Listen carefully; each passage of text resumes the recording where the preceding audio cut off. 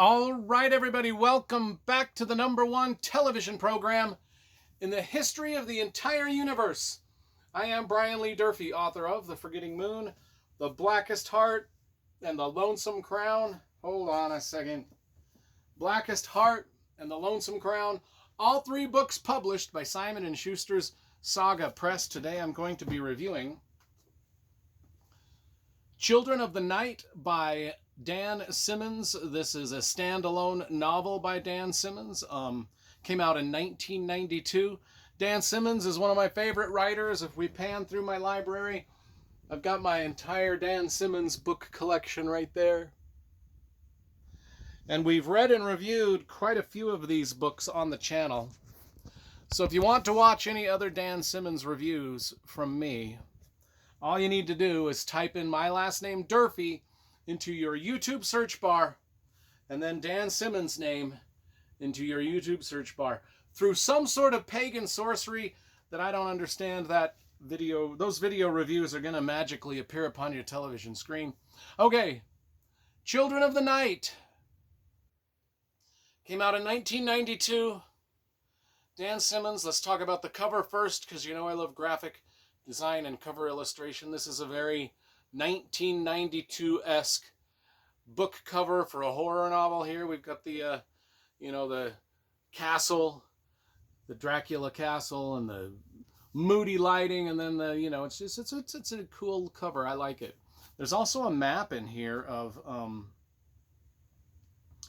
the areas around Romania in which our characters will travel. So what this book is about, vampires, but kind of a modern day twist on vampires. It's set in the modern day, and it does have flashbacks back to the time of Dracula in Romania. And I'll be honest, I thought the flashback scenes were better than the normal story that was taking place in modern day, but that was just me. The flashbacks were very grim and very bloody and very horror novel-esque, very vampire-esque. The beginning of this novel is not so much that. It gets that way towards the end, in our modern day setting. But it starts out with the famous billionaire Dr. Werner Trent and some colleagues of his who travel to post-communist Romania. This came out in 92, so it was probably written in around 1990, right after the Berlin Wall fell. So we get a lot of what is Romania, what are communist countries like now that they're no longer communist, kind of a thing. And they're longing for capitalism because they're living in this dank, run-down, grim sort of landscape. Their cities aren't that modern. Their hospitals certainly aren't that modern. In fact, one of the things that we discover as Dr. Werner Trent, or billionaire Werner Trent, is in Romania is just how the country bemoans the fact that they have a lack of hospital supplies. Their orphanages are run down, which leads to the main point of the book is about these orphanages and these young children that are used in kind of experiments. They're also kind of, the mafia kind of has their ties with these orphanages to get these kids for a very high price. These kids can be adopted by, British people or American people for a very high price, and the mafia is involved in that.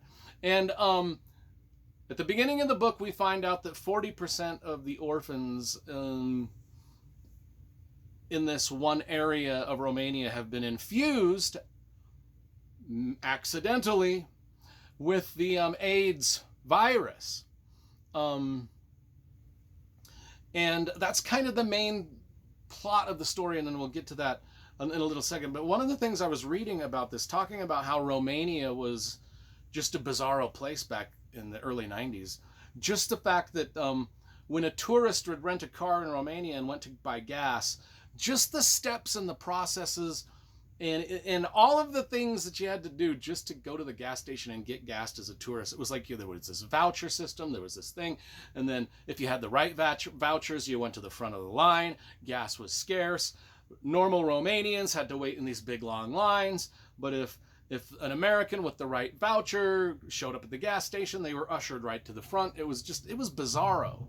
and made no sense to anybody. And Dan Simmons points a lot of those kind of things that you don't really know they go on in other parts of the world at different points in time. It's just crazy. Anyway, so by the way, speaking of which, I Googled. Whenever I read a book about a place I'm not familiar with, I might not familiar with Romania like at all. So I started Googling all the different places that he was mentioning in this book, like Dracula's Castle, which is Ponary. It's called Ponary Castle. I think it's Ponari Castle. That's the actual Dracula's Castle. Even though, for tourists' sake, they usually take people to this other castle that they claim is Dracula Castle because it's like closer to Bucharest and you don't have to travel so far and it's just a more spectacular looking castle. But it's not really. Vlad Dracula never went there. Vlad the Impaler never went to that castle. But as the tourists think that he did. But the actual castle was Ponary Castle, which part of this book takes place in. And then, there's the Bukegi mountain range, which I didn't know existed. I'd heard of the Carpathians, but the Bukegi mountain range, and I don't know if I'm saying that right either, Bucegi mountain range. That was a cool, Google. I went down that rabbit hole and was like, I got to go hike in those mountains now. But anyway, so the main character is Kate. She is a doctor. She's disgusted with the way these orphans have been treated. These Romanian orphans. They're, like I said, they're baby farms. They're adopted to rich Americans through the mafia, blah, blah, blah. We get this one infant, who's kind of another main character in the story. This one infant is given a bad transfusion, one of the bad transfusions with the AIDS virus. But this baby starts to flourish, doesn't get sick at all. In fact, his unique immune system may hold the key to the cure for AIDS itself and cancer. But the orphan, this one particular orphan, also conceals a devastatingly shocking link to a clan of modern day vampires. And that's why this is a vampire book. Not only do we get the flashbacks back to Vlad the Impaler time, but we've also got modern day vampires.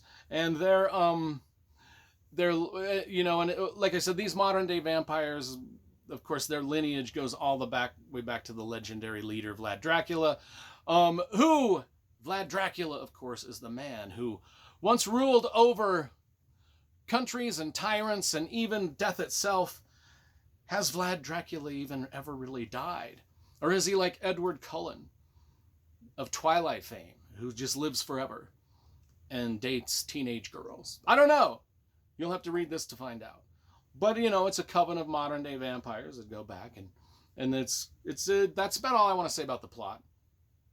Thought it was unique because we have this young orphan that in his bloodstream, in his vampire-esque bloodstream, holds the cure for all of world's diseases. And what's going to happen, and how's this going to turn out? Will all the diseases be cured? Will the clan of modern day vampires foil everyone's plans? That's basically it's cool. It's kind of like a international spy thriller / vampire novel. And if you and I haven't read this, I read this once, in the 90s, and then this was my first reread of it, so I've read it twice. I did not remember much about it from the first read through. That's why I was Googling a lot of stuff, because back then we didn't have Google. I'll be honest, the first time back in 92 when this came out, there was no Google search engine that I could just go Google everything. Anyway, I give this a solid 9.5 out of 10. It had some really gruesome, bloody moments, and I liked the premise of this young person who, in their bloodstream, their vampire bloodstream, held the cure for AIDS and cancer and everything else. It was good. 9.5 for The Children of Night by Dan Simmons.